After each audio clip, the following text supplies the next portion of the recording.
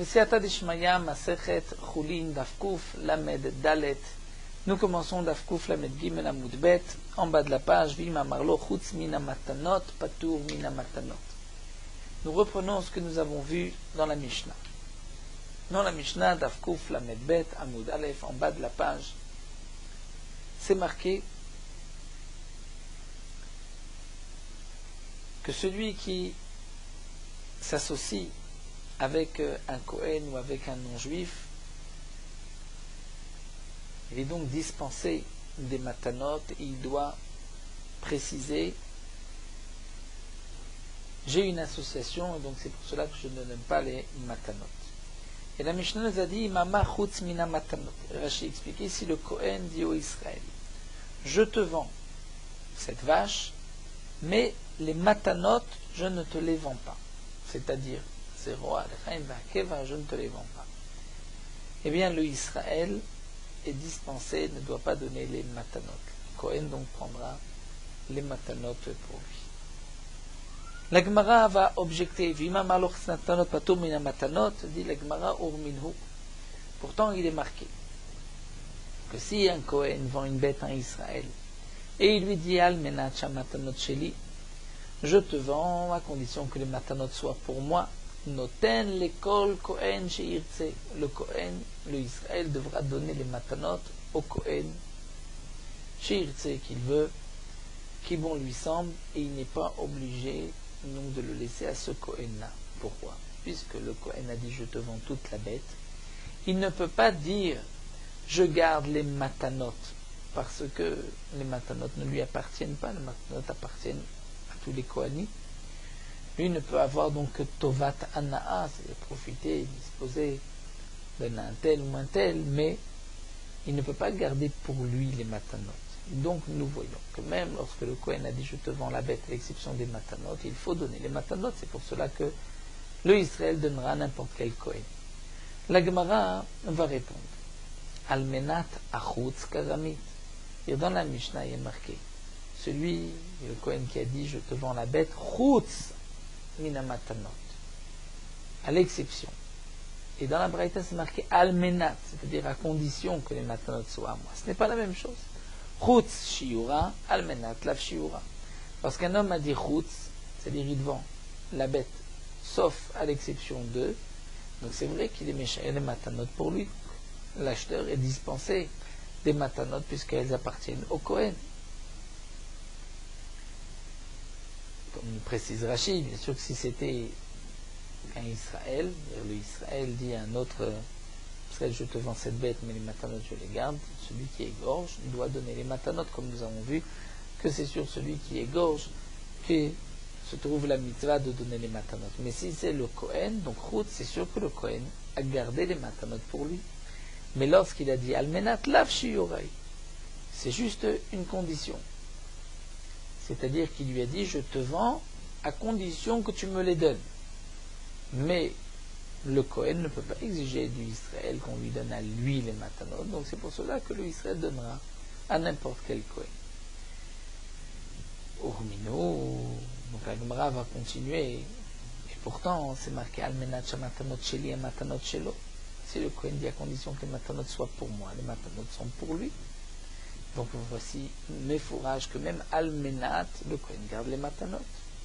La Gemara répond béapli. En vérité, il y a une marloquette entre les deux braïtot. Marsavar almenat shiuri ou marsavar almenat lav shiuri. L'un pense que lorsqu'on dit je te vends la bête almenat, que les matanot soient pour moi, c'est comme s'il dit je te vends la bête, mais les matanot je les garde pour moi. Donc là effectivement, les matanot sont pour les Kohen, il peut les garder.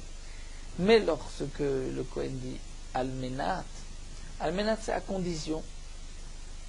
Est-ce que le fait de dire à condition, cela signifie chutz, et comme s'il a dit sauf, ou cela signifie almenat, c'est-à-dire à condition que tu me les donnes, mais il ne peut pas exiger. C'est là la marloquette entre les deux braïtot. L'un pense que almenat shiureu. Lorsqu'il dit almenat à condition, c'est comme s'il dit sauf. Ou marsavar almenat, non, lav shiureu. Ce n'est pas un shiur, mais almenat signifie à condition que tu me les donnes, mais puisqu'il ne peut pas exiger qu'on lui donne, donc il en est. Le Israël pourra donner à qui bon lui semble ses matanot. Nous avons vu aussi dans la Mishnah un autre point, Marlo Mechor Libne Me'aya Shelz. Lorsqu'un homme achète du boucher, du chochet, il dit vends-moi les entrailles de cette vache. Et dans les entrailles, il y avait la keva. Quel est le dit? Donc nous avons vu que de toutes les manières, il doit donner au Kohen, mais il ne pourra pas enlever du prix qu'il donne au vendeur. Mais si il l'a pesé, la karmoun bamishkal, donc il donne au Kohen, mais il enlèvera le poids de la keva du prix qu'il doit donner au vendeur. Alors Amara, Rav précise, l'oshanou il a sheshakal le'atzmo. Rav dit c'est seulement s'il a pesé pour lui-même. Dans quel cas, lorsqu'on a pris au poids bamishkal, il faut donner au Kohen, il pourra réclamer l'argent, c'est seulement si l'acheteur a pesé. Donc le vendeur, lui, n'a pas touché. Donc c'est pour cela que l'acheteur va donner au Kohen et lui pourra réclamer l'argent puisque c'était le tabar, le chofet qui devait donner. Aval shakal lo tabar, adim im tabar. Mais si c'est le tabar, c'est-à-dire que si c'est le boucher qui a pesé, c'est comme si le boucher a pris les matanotes et les a donnés au Israël. Le Kohen va se rendre chez le boucher et va lui demander où se trouvent les matanotes. Donc, comme Rachid nous explique, il ne pourra pas réclamer seulement, uniquement du Israël, il pourra même réclamer du boucher. Alors que dans le premier cas, c'est le Israël qui a pesé, le Kohen ne pourra réclamer que du Israël et pas du boucher. Ravasi, Amar Ravasi n'est pas d'accord avec Rav et dit le shakal lo tabar hadinimo. Même si c'est le tabar qui a pesé, on ne peut réclamer que avec l'acheteur, mais pas avec le vendeur, puisque les matanotes sont là, donc on réclame directement de l'acheteur. Les mains, nous dit la Gemara, peut-être que la marloquette de Rav et Ravasi, on va l'expliquer de Rav Frizda comme infligé. Sur un enseignement de Rav Frizda, Dama Rav Frizda, Gazal venut Yashua Bali. Rav Frizda dit si un homme a volé et que les propriétaires n'ont pas fait Yehush, n'ont pas abandonné, ou Ba'acher Vachlo, un autre est venu et a mangé. Et le propriétaire Atzamizegove peut réclamer son bien ou du voleur, ou de celui qui a mangé. Donc n'est-ce pas qu'on pourrait dire des maritlés des Rav Frizda ou marletlés des Rav Frizda? C'est-à-dire Rav qui a dit que lorsque c'est le boucher qui a pesé, on peut aller même réclamer au boucher, lui pense comme Rav Frizda. Et Ravasi qui dit que non, même dans ce cas-là, on ne peut rien réclamer au boucher, le Kohen va directement chez le Israël. Il n'est pas d'accord avec Rav Frizda qui lui a dit Ratzam Mizegove. La Gemara répond l'eau. Des Kulan maritlés de Rav Frizda, on peut dire d'après tout le monde, on pense comme Rav Frizda. En vérité, c'est vrai que si un homme a volé, qu'ensuite un homme vient manger, il peut prendre de l'un ou de l'autre, réclamer son bien de l'un ou de l'autre. Mais ici, il s'agit de matnot keuna, nixalot, c'est-à-dire qui ont été volés. Est-ce que ces matnot keuna peuvent être volés ou pas? C'est là la marloquette. Marsaba nixalot. L'un pense que oui. Si on a volé les matnot keuna, le voleur doit lui payer, puisque c'est lui le voleur. Et donc si c'est le tabar qui a pesé, c'est lui qui a volé, donc on peut réclamer chez le tabar. Marsabar non, l'autre pense que non. Qu'il ne peut pas voler, étant donné que là où les matanotes se trouvent, il y a une obligation de les donner au Kohen.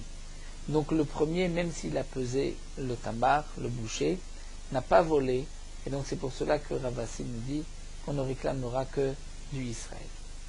La Gemara, qu'on dit cas des matnela, les hashmata bifneatzma. Certains vont rapporter cet enseignement, cette braïta bifneatzma, c'est-à-dire une même rapa. Rav amar matnot kuna nigzalot, Rav asi amar matnot kuna nigzalot. Machloket. D'après Rav, les matnot kuna peuvent être volés.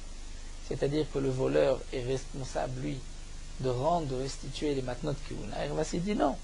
Étant donné que là où elles se trouvent, il y a une mitzvah de les donner, donc le Kohen ne peut pas se retourner vers le voleur, il ne se retournera que vers celui qui a les matanotes dans ses mains.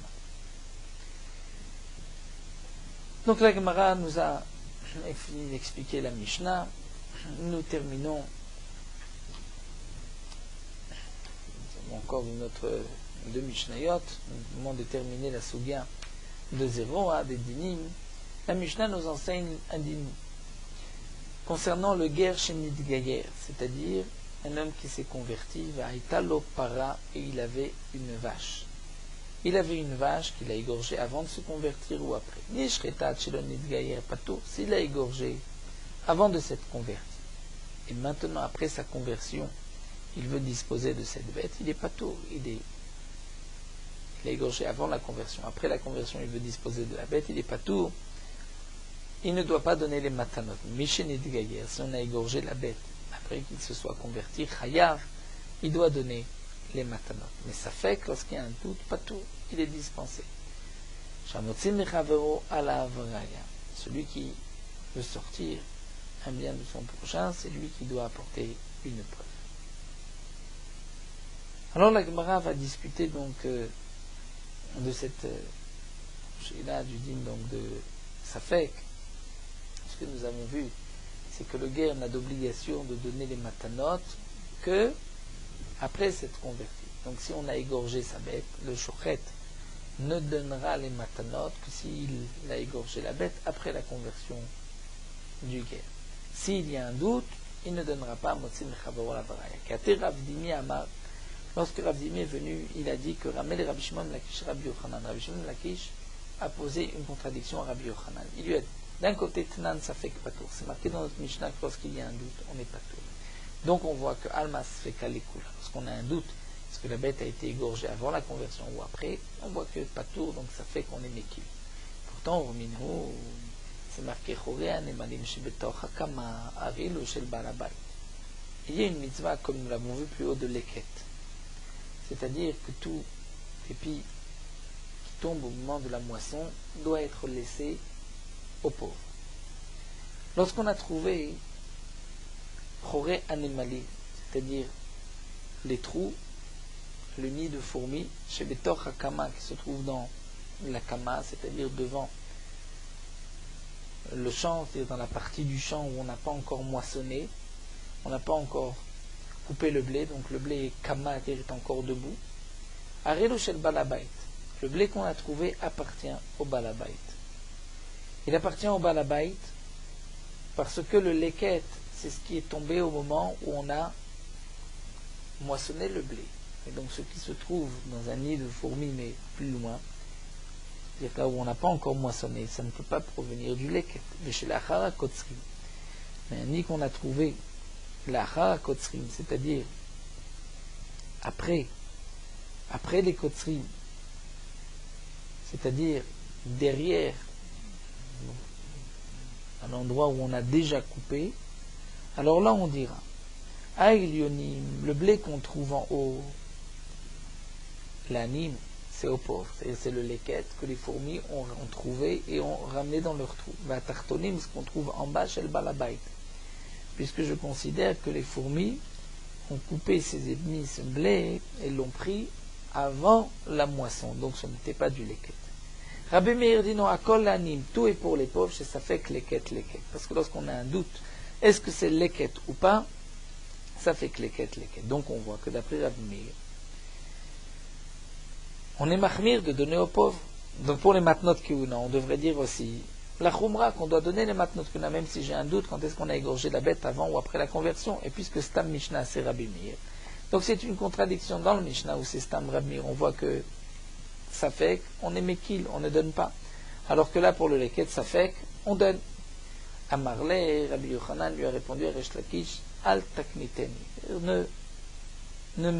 Ne m'ennuie pas, la question n'en est pas une. Pourquoi chez Belachon Yachid Anishoneota? Parce que ce qui est marqué, ça fait que leket, je pense que c'est un avis unique, c'est-à-dire je ne dis pas que ce sont les paroles de Rabbi Meir, mais je dis que c'est Rabbi Yehuda ben Agra qui le dit au nom de Rabbi Meir, des Tania, Rabbi Yehuda ben Agra, même Shum Rabbi Meir, ça fait que leket. Parce que j'ai un doute, est-ce que c'est leket ou pas, que ça doit revenir aux pauvres, effectivement on laisse aux pauvres, ça fait que shicha. Est-ce qu'il y a un doute, est-ce que c'est un tas oublié, on le laisse aux pauvres, ça fait que pa, c'est pour les pauvres. Mais donc, je ne pense pas que c'est Rabbi Meir qui est dit ainsi, je pense que c'est Rabbi Yehuda ben Agra qui rapporte au nom de Rabbi Meir. Mais c'est vrai que lui, Rabbi Meir, pense que lorsque j'ai un safek, l'écoula, comme nous l'avons vu dans la Mishnah. Ainsi, Rabbi Yochanan répond à la question de Resh Lakish. Amarlo, Rabbi Shimon ben Lakish dit à Rabbi Yochanan, non, al teshaneota ela belashon ben tadal. C'est-à-dire, non, si tu dois l'enseigner, c'est-à-dire au nom, on dit tu l'enseignes au nom d'un seul avis unique, en vérité non, tu l'enseignes au nom d'un choté chez nous-mêmes, c'est-à-dire un idiot, une personne qui était connue, qui était bête, c'est ce Ben Tadal qui était connu.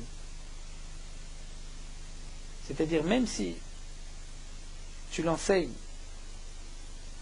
au nom de n'importe qui, mais étant donné qu'une raison a été donnée, donc tu dois tenir compte de la raison et la question revient, puisque Vehatama Kama, puisqu'il y a une raison qui a été donnée. Pourquoi doit-on laisser aux pauvres le leket? On a dit ça fait que leket. C'est parce que c'est marqué d'Amar Rabbi Shimon ben Lakish Maï Dirtiv. Qu'est-ce qui est marqué dans le pasuk? Ani Varash Atzdiku. Dit le pasuk, le pauvre. Atzdiku, Ani Varash. Rash aussi c'est un pauvre, celui qui n'a rien. Atzdiku, vous allez lui donner raison, donner justice. Maï Atzdiku. Que signifie Atzdiku? Il m'a beddini. C'est-à-dire que lorsqu'il y a un jugement avec un Ani, on doit lui donner raison. Impossible, actif. Pourtant c'est marqué Vedal Lote Darberivo. Que le pauvre, même lorsqu'il a donc une dispute avec quelqu'un, avec une dîme Torah, il ne faut pas aller dans son sens. On va dire, tiens, puisqu'il est pauvre, je vais faire en sorte que le riche l'aide. Dans le dîne, on ne peut pas favoriser le pauvre. Et là, donc que signifie Ani varash atzidiko, et la tzadek mishelcha vetenno. C'est-à-dire, tu vas, bien que tu n'es pas obligé, tu vas malgré tout donner que de nourriture, de tzidkout, de ce qui est à toi, vetenno, et tu lui donneras. Donc si c'est ainsi, nous voyons que pour toutes les matnot animes, lorsque nous avons un doute, on doit malgré tout donner aux pauvres. Alors la question revient sur le guerre. Pourquoi le convertir lorsque nous avons un doute s'il a égorgé sa bête avant sa conversion ou pas? Au contraire, on devrait dire que puisque les matanot sont donnés aux kohanim pauvres, donc on devrait malgré tout les donner. Amar Rava, les kohanim sont considérés comme pauvres, puisque c'est aussi des matanot, eux n'ont pas d'héritage. Amar Rava, Rava va répondre, va dire non, c'est différent. Hachapara becheskat ptura kaima. La vache, avant que le non-juif se convertisse, elle était ptura de matanot. Donc si on remonte, on a un safek, on remonte à la chazaka, on est dispensé de matanot, alors que la kama, le blé, la récolte becheskat chiyuva kaima, il y avait au contraire un chiyuv, c'est manger un safek. Est-ce que ce que j'ai trouvé des fourmis, dans le trou des fourmis, le nid de fourmis, est-ce que c'est d'avant ou d'après? Est-ce que ça fait partie du leket? Est-ce que c'est un père ou pas? Donc puisque j'ai un safek, mais qu'il y avait sur la récolte un chiyuv, c'est pour cela qu'on doit donner. Donc c'est ainsi qu'on veut répondre à la contradiction. Amarle Abaye, mais Abaye lui dit Vareissa, pourtant une pâte. À propos du dîne de la chala, c'est marqué que Naasit Atchilon Gayer Pato Mina Chala. Si un guerre, avant de s'être converti, a préparé une pâte, et ensuite il s'est converti, il n'a pas besoin de prélever la chala, puisqu'au moment où il a préparé la pâte, il était dispensé Mishinit Gayer Chayav. S'il s'est converti qu'ensuite il fait une pâte, il est bien sûr Chayav, et si c'est un safek, il est Chayav. Et il a donné à faire du pain, mais c'est sa pâte, c'est son pain lui. Il y a un doute, est-ce que c'était avant sa conversion ou pas? Il est Chayav de prélever la chala. Donc nous voyons que bien que dans la pâte, bien que la chazaka, c'est qu'elle est dispensée, puisque avant sa conversion, il était dispensé de chala, malgré tout, on voit qu'il est chayav. Amarle, il lui a répondu, c'est différent, parce que ça fait qu'isura lechumra. Chala, il y a un issour, si on mange la pâte, alors qu'on n'a pas prélevé la chala, il y a un issour sur la chala, un chiyuvimita, et une interdiction de manger la pâte. Donc, c'est pour cela que ça fait qu'isura, on est mahmir. Alors que ça fait que mamona le kula. Et donc, c'est la différence entre les matanot de notre Mishnah, puisque c'est juste mamon, c'est juste une question d'argent, à qui ça appartient, on est mekil, on dira motzi mechavero la varaya. Mais c'est pour enlever un issour de la pâte, là on va être mahmir. Tamar Afrizda, comme a dit Afrizda, il y a car 8 sfekot qui ont été dit à propos du converti. Arba le chiyuv, arba le ptour. 4 où il sera chayav misafek et 4 où il est patour. Les 4 premiers cas. Korban ishto. Lorsqu'il y a un doute, est-ce que sa femme doit apporter un korban ou pas? C'est-à-dire après donc une naissance, il y a un doute, est-ce que la naissance était alors qu'elle n'était pas encore convertie ou lorsqu'elle s'est convertie? Donc elle devra apporter misafek un korban. Si j'ai un doute, est-ce qu'elle a mis au monde avant sa conversion ou pas? Elle doit apporter un korban. Ça peut être un nefel aussi. La question, est-ce qu'on ne s'en est pas rendu compte? Un nefel, je ne sais pas si... Enfin, il y a une léda, lorsqu'il y a une fausse couche, il y a aussi un digne de korban. Je ne sais pas si cette fausse couche était avant la conversion ou pas. Elle apportera un korban. Pourquoi? Puisque là aussi, il y a un issour de manger des korbanot, il y a un chiyuv karet. Donc on va être mahmir. De même, la chala, il y a un doute, est-ce que c'était avant ou pas la conversion, qu'il a préparé la pâte, il devra prélever la chala, puisqu'il y a aussi un chiyuv mita. Ou bechor behemat mea, et le bechor d'une behemat mea, c'est-à-dire d'un peter chamor, son ânesse, a eu un petit, un premier-né, il doit l'échanger avec un agneau, et le dîme est que le chamor, le nouveau-né, le petit âne, et assour banan, nous n'avons pas le droit d'en profiter tant qu'on ne fait pas le pidyon, tant qu'on ne l'échange pas. Donc là aussi, la khumra, on devra prélever un C, lui offrir cet échange, mais le C, il le gardera pour lui. Puisque, une fois qu'on a fait l'échange entre l'âne et l'agneau, il n'y a plus de issour anaa sur l'âne, il y a juste une obligation de donner au Kohen. Puisque c'est un doute,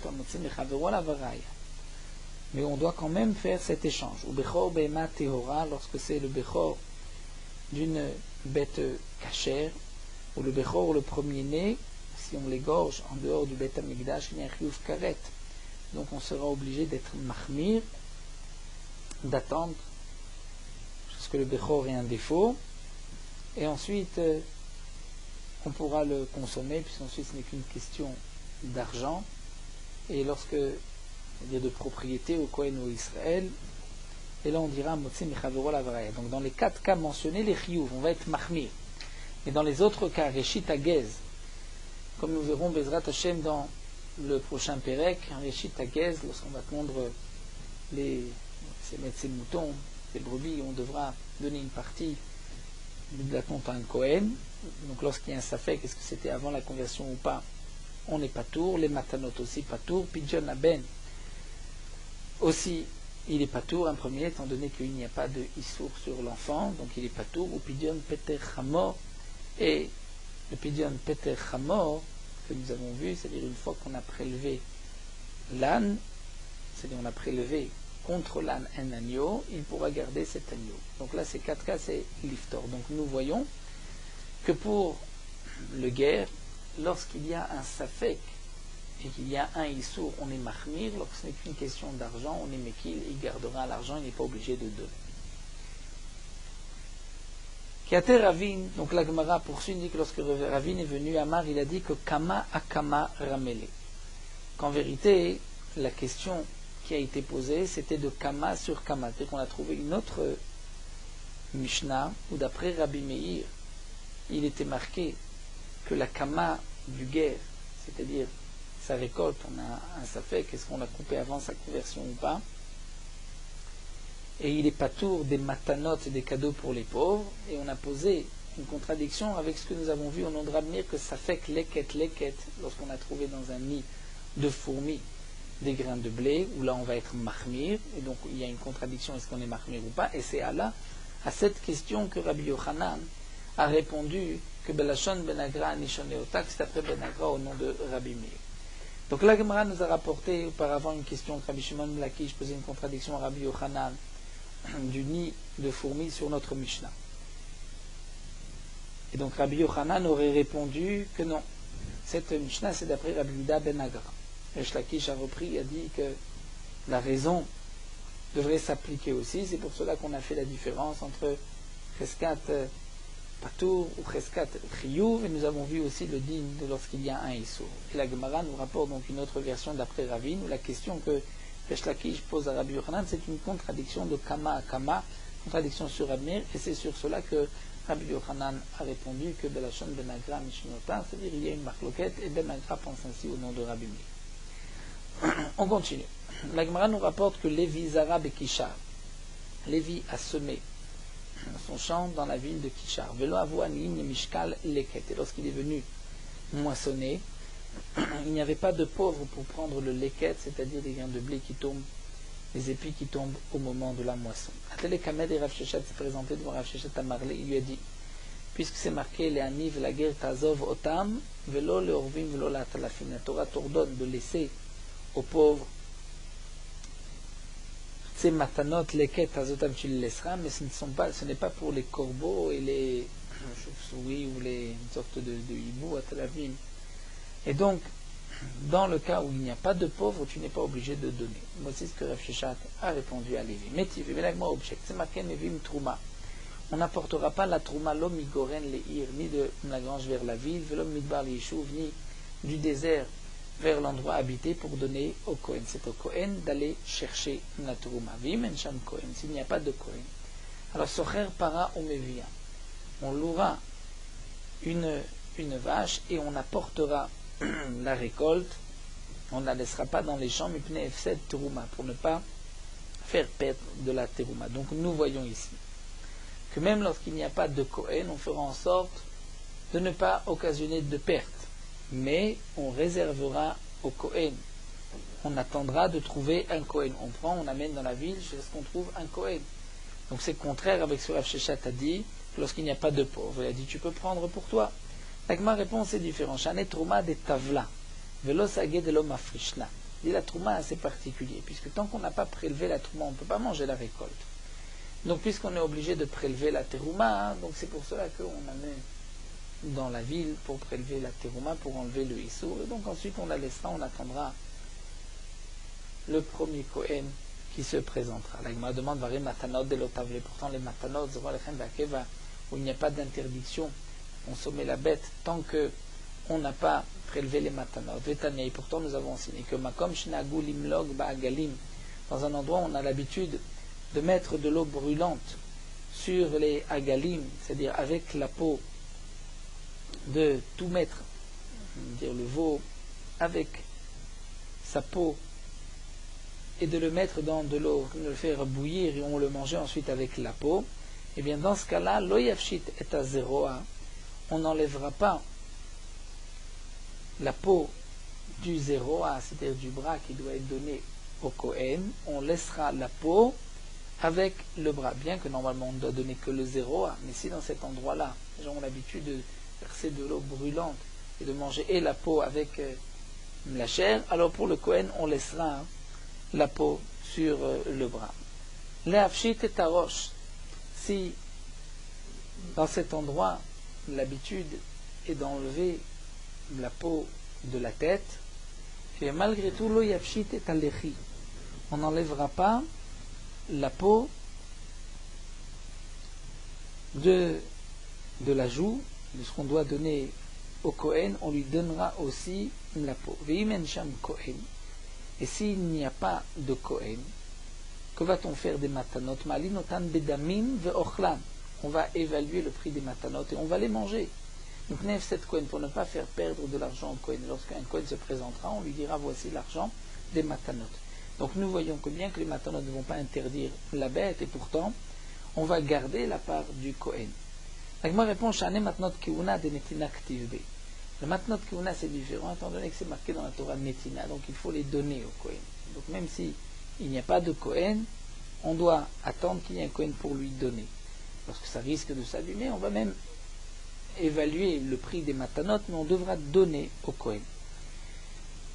Donc c'est la différence avec les matnot comme dans le champ, le leket, c'est marqué ta'azov otam, ce n'est pas marqué de donner. Donc s'il n'y a pas de pauvre, là on pourra le prendre. Alors la Gemara dit ashta datit lachi, si tu réponds ainsi pour les matanot, alors trouma aussi on pourra donner la même réponse, tu n'es pas obligé de dire que tavla, mais tu diras trouma na me netina ktivbe, c'est marqué netina, puisque c'est marqué netina. Donc on devra donner la terouma, et même s'il n'y a pas de Kohen, on fera en sorte d'attendre qu'il y ait un Kohen. Ve'ela Ta'azov yetera la mali. Alors demande la Gemara, si c'est ainsi, pourquoi c'est marqué Ta'azov dans le Leket, c'est marqué plusieurs fois. Rashi nous rapporte que c'est marqué une fois dans Parashat Kedoshim, une fois dans Parashat de Shor Ches et Voez, et est mort. Donc si c'est marqué 2 fois Ta'azov, c'est peut-être pour nous dire que même lorsqu'il n'y a pas de pauvre, tu laisseras, tu attendras, tu le garderas à un endroit et tu donneras par la suite aux pauvres. Mais ce n'est pas que tu peux le garder pour toi. Alors la Gemara nous dit non. Ce Ta'azov, l'Egvetania, on va l'utiliser pour cette braïta. Mafkir et Karmo. Celui qui est mafkir, sa vigne. Fait des shachar, donc il renonce à sa vigne. Il mafkir, celui qui voudra la prendre. Fait des shachar, le matin, il se lève de bonne heure, ou batzro, et il ramasse le raisin de sa vigne. Chayav, beperet ou belot. Il doit laisser aux pauvres. Peret, c'est-à-dire les grains de raisin qui tombent au moment où il va récolter le raisin, ou beolelot, et des raisins qui ne font pas de grappes, ou beshiras, qu'il oublie, bpa, une partie de l'âme qu'il doit laisser, ou patou mina maasrot, mais il est dispensé des maasrot, étant donné qu'il a été mafkir son kerem sur une récolte hefker, il n'y a pas de trumot ou maasrot. Donc le Ta'azov Yetera vient nous enseigner que même celui Ta'azov qui est en plus que même celui qui a été mafkir, si c'est lui-même qui vient ensuite ramasser les fruits de son champ, le champ qu'il a été mafkir, et qui ensuite est zoché, il le reprend, il devra laisser les matanot. Ce n'est pas comme donc ce qui est hefker où il n'y a pas de matanot, puisqu'il a repris, la Torah nous dit Ta'azov, là tu laisseras. La Gemara continue et nous raconte que Haru Saka de Dinare, il y a eu un sac, une bourse d'argent, de dinars, qui a été apporté au Bet HaMidrash, Rashi nous dit, pour distribuer nos élèves de la Yeshiva. Kadim Rabbi Ami. Rabbi Ami a devancé tout le monde, Vezacha Baem, et il a pris cet argent. Donc il a pris cet argent pour lui. Vechia Vidachi. Comment a-t-il pu agir ainsi, prendre cet argent actif? Pourtant c'est marqué Venatan, Veloshi Itol Meatzmo. C'est marqué qu'on doit donner aux pauvres. Mais ce n'est pas le pauvre qui doit prendre de lui-même. Donc il n'a pas le droit de venir tout prendre, se servir. Il doit attendre qu'on lui donne. La Gemara répond, Rabbi Ami, n'a pas pris pour lui. Mais l'Aniim Zachabaim, il a pris pour distribuer aux pauvres. Veiba Itema. Une autre explication dit la Gemara. Rabbi Ami était Adam Chashuv. C'était un homme important. Et Adam Chashuv Shane, Rashi nous dit, il était à la tête de la Yeshiva. Et donc, il a un statut particulier des Tanya, comme c'est marqué à propos du Kohen Gadol. On sait que le Kohen Gadol devait être aussi le plus riche parmi les Kohanim. Mais si lui n'était pas riche, mais il était apte à être Kohen Gadol, eh bien ses frères Kohanim devaient l'enrichir, devaient lui donner pour qu'il soit le plus riche. Donc de même, nous dit la Gemara, Adam Chashuv Shane, comme c'est marqué, Tanya va Kohen Gadol Mechav, chez Gadol Mechav, c'est-à-dire le Kohen doit être plus grand que ses frères Benoï, il doit être plus beau, Bechokma, intelligence, Be'osher, et de richesse. Macherim Omri, Minaim Shimaen Lo Shechav, va Kohen Megadlim Oto, d'où est-ce qu'on sait que si lui n'a pas, que ses frères Kohanim lui donnent, Talmud Omar va Kohen Gadol Mechav, il est grand Mechav de ses frères, Gadlo Mishalecha. Parfois on le fait grandir, grâce à ses frères vont lui donner de l'argent pour qu'il soit le plus riche. Donc la Gemara nous dit que pour un Adam Chashuv, ce dîner s'applique aussi pour celui qui est né responsable, Rosh Yeshiva, on se doit de le faire grandir mon argent, de l'enrichir, et donc c'est pour cela que Rabbi Ami s'est permis de prendre de par lui-même. On continue avec une nouvelle Mishnah. Ici la Mishnah va nous expliquer quelles sont les parties qu'on doit donner, donc Zeroa Lechaim Be'akeva. Et Zeroa, que signifie le Zeroa? Mina Perek Shel Arkuva Atkaf Shel Yad. C'est-à-dire, comme nous explique Rashi, la bête a 3 os, il y a 2 os que l'on doit donner, c'est-à-dire l'épaule et le bras. C'est ce que la Gemara considère, la Mishnah ici appelle, donc, du Perek de la Arkuva. Arkuva, c'est la partie du pied qui est vendue avec la tête, donc celle-ci on ne la donne pas, mais à partir du Perek, donc au-dessus, Atkaf Shel Yad, jusqu'à l'épaule, ces 2 os sont appelés le Zeroa. Donc on va dire l'épaule et et le bras. Veru shel nazir, et c'est aussi le zéroa beshela qui est rapporté dans la Torah à propos du nazir, le zéroa qu'on doit faire cuire. Ou kenegdo beregel shok. Et en correspondance, pour le pied de la bête, c'est ce qu'on appelle le choc, le genou, aussi deux parties. Rabbi Yehuda Omer, Rabbi Yehuda est cholek avec Tanakama, et pense que le choc, qui est marqué donc aussi à propos du Korban Shlamim, il ne s'agit pas de deux os, c'est-à-dire jusqu'à la hanche, mais c'est mina perek shel arkuva tsover shel regel. C'est-à-dire, comme dit Rashi, la partie qui est entre la colite, nous avons vu, c'est-à-dire cet os du fémur, et l'os du milieu. Donc d'après Rabbi Yehuda, ce n'est pas l'os du fémur qui se trouve au niveau de la hanche et celui d'en dessous, mais c'est uniquement celui d'en dessous. Ezeu lechi. Qu'est-ce qui est appelé lechi, la joue? Mina perek shel lechi atpika shel gargere. C'est-à-dire depuis cette, au niveau des tempes, dit Rashi, l'endroit de la mâchoire inférieure, atpika shel gargere, c'est-à-dire jusqu'à cette comme petit chapeau que nous avons vu dans les tréphot, qui se trouve au-dessus de la gargeret, au-dessus de la trachée artère. Donc toute cette partie avec la langue est donnée au Kohanim. La Gemara va plus nous expliquer, Tanoura Rabbanan, la Gemara nous rapporte une braïta. C'est marqué Hazeroa. Hazeroa avec un E, Zeroa Yamin. C'est le bras, pied de droite qu'on doit donner. Attends, Omer, Zeroa Yamin ou la Zeroa Smol, celui de droite ou de gauche. Talmud Omar, Hazeroa avec un He. Maï Talmuda. Comment on voit de ce He que c'est celui de droite, qui dit Amarava, comme dit Rava, lorsque c'est marqué Hayerer, à propos du guide Anashi, on dit Amiyumenet Shebayerer, c'est-à-dire le pied qui est le plus adroit, le plus fort, c'est-à-dire c'est le pied de droite. Donc Achaname Azeroa, Amiyuman Shebazeroa, lequel est le plus fort, le plus adroit. Vers le Chayim, le Mayate, le He, la Torah nous dit Azeroa, Veha le Chaim, le Chaim. Qu'est-ce que ceci vient nous apprendre le He? Encore Hazeroa, c'est pour celui de droite. La Gemara répond la Avit Semer Sheberosh Kevasim, qu'il faut aussi mettre, mais avec les Chayim, avec la joue.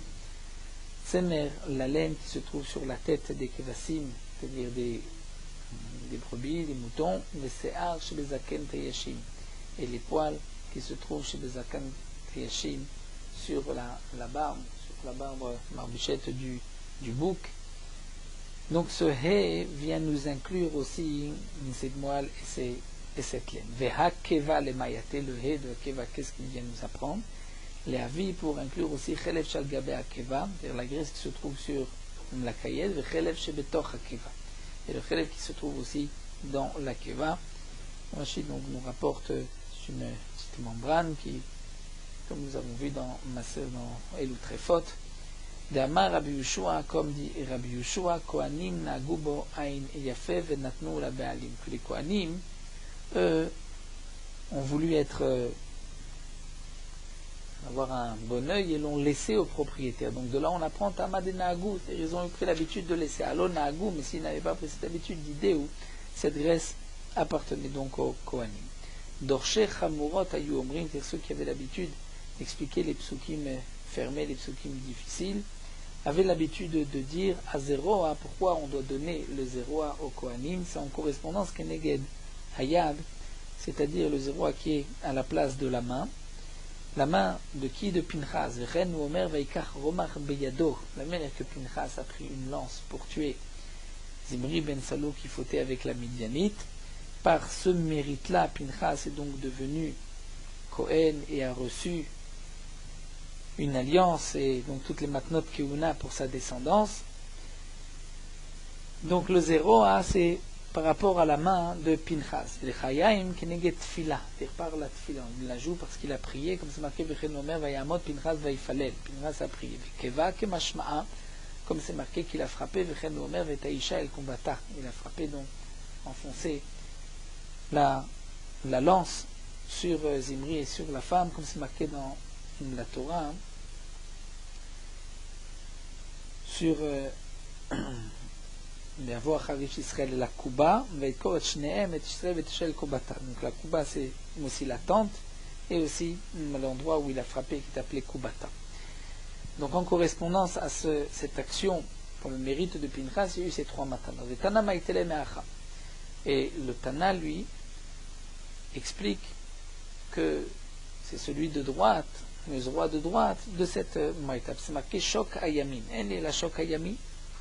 Lorsque la Torah dit qu'il faut donner Vet Shok Ayamin, c'est nous, la Trouma, la Kohen. Donc je n'ai que le pied de droite. Le zéro à Mugdashi Minaim, que le zéro c'est aussi celui de droite, d'où est-ce que je sais, lui Aïn Nazir, Talmud Loma, Trouma, la Torah dit Trouma.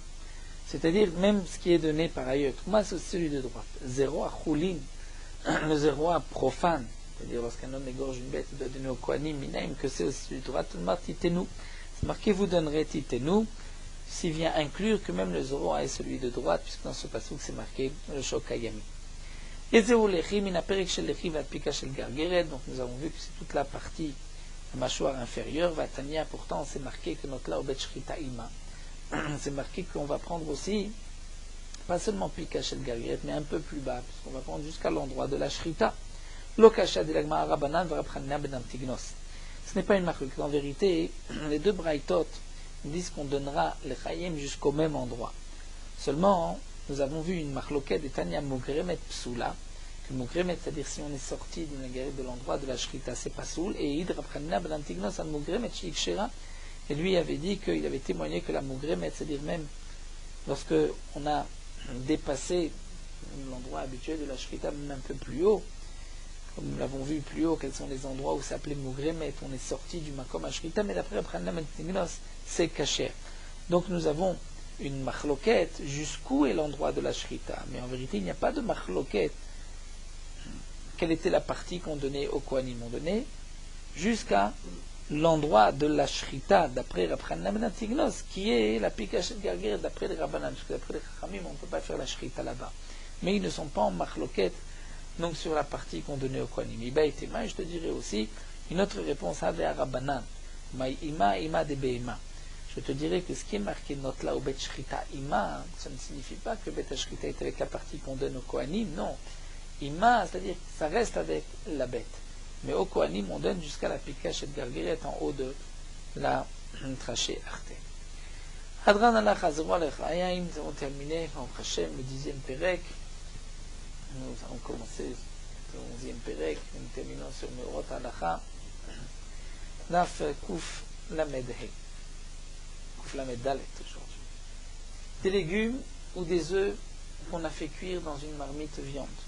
Lorsqu'on les fait sortir de la marmite, on peut les poser dans un kéli de lait, même s'ils sont encore chauds. Même si nous avons vu plus haut, on ne peut pas faire cuire des légumes dans une marmite viande, pour ensuite les manger avec du lait. Donc des légumes qui ont cuit dans une marmite viande aussi, on a vu qu'on ne pourra pas les mélanger avec du lait. C'est seulement de les mélanger vraiment avec du lait, mais de les mettre dans un kéli de lait, même s'ils sont encore chauds, là c'est permis, puisqu'on est sommaire sur ceux qui pensent que dans une adbarnat, une tenta barnitan, tant que c'est un deuxième ta'am, ce n'est pas comme le goût de la viande. Et donc de même, lorsque nous avons vu qu'on doit être mahmir des légumes et des aliments neufs qui ont cuit dans une marmite viande, de ne pas les mélanger avec du lait, c'est d'afka si on va les manger avec des aliments de lait. Mais on pourra les manger sur la même table où on mange des aliments de lait, mais si on ne les mange pas avec des aliments de lait, on peut les manger l'un après l'autre. Et il n'est pas nécessaire d'attendre entre ces légumes et le lait, même si on a fait cuire ces légumes dans de la viande. C'est vrai qu'on ne les mangera pas en même temps, mais on peut les manger l'un après l'autre. Donc c'est pour cela qu'il est permis de consommer des légumes ou des pâtes qui ont cuit dans une marmite viande, s'il n'y avait pas de viande, dans un repas où on consomme du lait, mais à condition de ne pas les manger en même temps que le lait, mais de les manger l'un après l'autre.